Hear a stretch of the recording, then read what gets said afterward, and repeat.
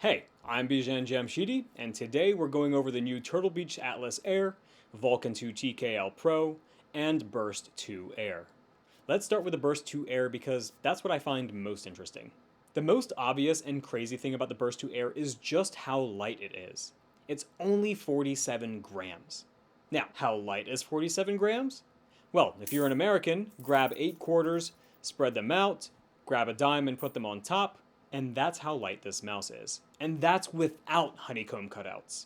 It's rated for up to 40 hours of battery life when connected via 2.4 GHz wireless, and 120 hours of battery life when connected via Bluetooth, which means that if you play 8 hours a day every day, this mouse will last 15 days before needing to be recharged.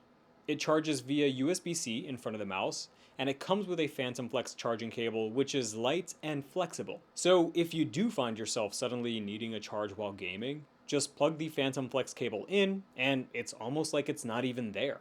The bottom of the Burst 2 Air reveals a hybrid skate design, allowing you to use 4 small or 2 large heat-treated pure PTFE skates to give it a glide akin to a shuffleboard puck. You also have a USB dongle holder so that you don't lose it when you travel. The left and right mouse buttons use Turtle Beach's Titan optical switches, which are rated for 100 million clicks per switch, which means the left and right mouse button on the Burst 2 Air are virtually immortal. You have a clickable scroll wheel, 2 side buttons, and a DPI button, which are all remappable. The sensor is Turtle Beach's upgraded Owl Eye optical sensor with up to 26,000 DPI, basically crackhead mode. It can track as fast as 16.5 meters a second with high precision. It's NVIDIA Reflex compatible, which measures and reduces system latency of the mouse for NVIDIA Reflex compatible games like Valorant, Fortnite, and Apex Legends. Now, in order to change most of the settings, you can do this without the Turtle Beach Swarm 2 software, but I recommend downloading it for easier setting adjustments and to ensure that you have the latest firmware. Go to turtlebeach.com, hover over the support and downloads on the top right, click Software and Downloads, select Burst 2 Air, and click the pretty download button and install it. The Swarm 2 software is completely new and is much improved over the original Swarm software. It's smooth and easy to understand, changing device settings are applied instantly, and it just looks much better. Open the software and click on the Burst 2 Air. On the top of the DPI settings, click the circle to enable or disable a preset, and click a preset to start adjusting your DPI. You can also store up to 5 different DPI profiles on board the mouse if you use different DPI settings for different games. Now, what's cool with Swarm 2 is that if you click Calibrate, you're not actually calibrating the mouse, it'll have you do a clicking test. There are 5 circles, and depending on how fast you hit each target and how much you overshot or undershot each target, it'll recommend a DPI for you. Next, you have some general information like how much battery the mouse has left, if it's up to date, and what connection type you're on. You can change the polling rate, though I recommend keeping it at 1000 Hz all the time. You can change the debounce time, which allows you to click faster or safer, depending on your preference. You can toggle off and on motion sync, which, based on the description when you hover over the question mark, sounds like we'll want to keep on. You can change or calibrate the distance control unit, or DCU, so if your mouse starts giving you erratic movements, adjusting or calibrating the DCU should fix that. You can toggle off and on angle snapping, which smooths out mouse movements to make them more linear, and you can adjust the standby mode period. If you scroll down, you'll find the assignment box where you can remap any button simply by clicking it on screen and reassigning that button to whatever you want. To get to the DPI button, just click on the side view of the mouse. Okay, let's move on to the keyboard. The Vulcan II TKL Pro had quite a few upgrades over the Roccat, rest in peace, Vulcan TKL Pro. The most obvious difference is how much smoother it is and how much better it sounds.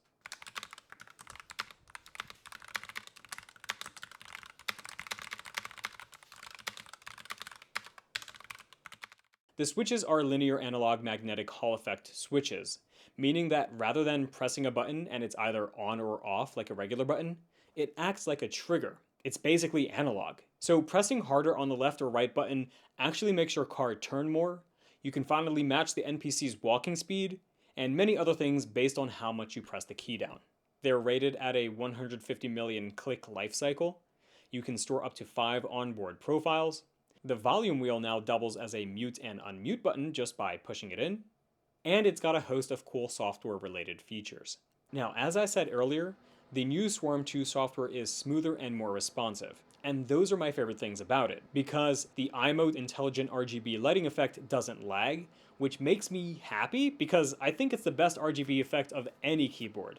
Anyway, let's start with the primary/function mode on the keyboard settings. Since these switches are analog switches, you can click on this purple button to change the actuation point of when a key press is registered, all the way from 0.1 millimeters of travel to 4 millimeters of travel.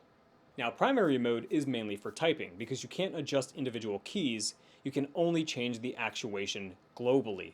If you enter game mode or easy shift mode, you can adjust the actuation points per key, assign controller emulator features, assign up to 3 inputs per key, and enable rapid trigger for the most optimal gaming experience. Scrolling down just a bit, you can remap the keys to whatever you want for your standard layout. You can have a separate one for when you're holding the function key, or for when you're in game mode and easy shift mode. At the bottom of the keyboard settings, we have the keyboard lighting effects. There are plenty of effects to choose from, and you can make your own, but in my opinion, just leave it on IMO. You can control the brightness with a slider, turn it off with the power button, and even enable a visualizer to show you how much analog input you're giving the most depressed key, which is pretty cool. Next, let's talk about the headset. The Atlas Air is the world's first open-back wireless PC gaming headset with the world's first floating ear cups. It's a lot of firsts. The cushions are soft and made of memory foam, but they breathe and stay cool. And if you're a glasses user like me, you'll be happy to hear that the cushions are glasses friendly, as they're designed to minimize pressure to the temples. The ear cups are held on by 3 pairs of rubber bands, and since there are no hinges, you're not restricted to whatever movement the headset was built for. It forms with the shape of your head without having to do anything, except for the initial adjustment. The initial adjustment is the Velcro tab on both sides, which allows you to tighten or loosen the floating headband to adjust for different head sizes. Oh, and if you don't like black, there are mod pack options on the Turtle Beach store for different colors. It has 40mm drivers with high fidelity 24-bit 96 kHz audio for a more accurate reproduction of the original signal for optimal sound quality. It has a 16 kHz microphone with flip to mute capability and built-in noise reduction, and this is how the microphone sounds.